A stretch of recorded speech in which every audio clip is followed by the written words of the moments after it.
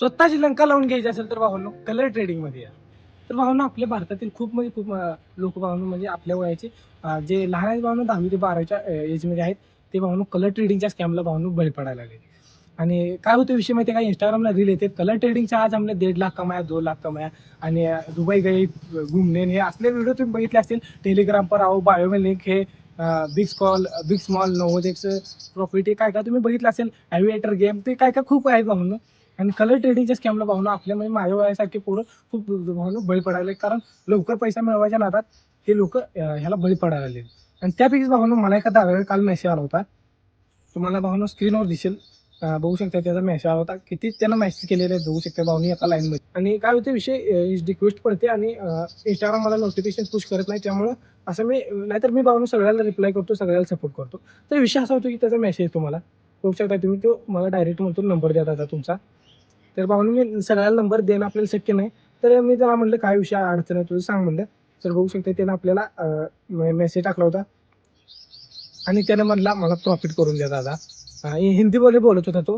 म्हटलं काय दादा विषय मराठी येत नाही तुला, तर मराठी येत होती त्याला, तर आधी मला हिंदी बोलला.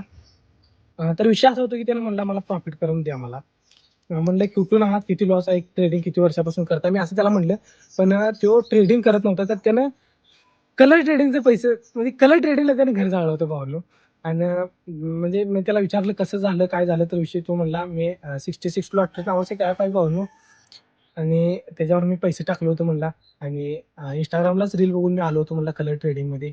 आणि आज येईल पैसेच्या नादात मी आधी 500 लॉस केला असं असं सांगित होतं त्यानं.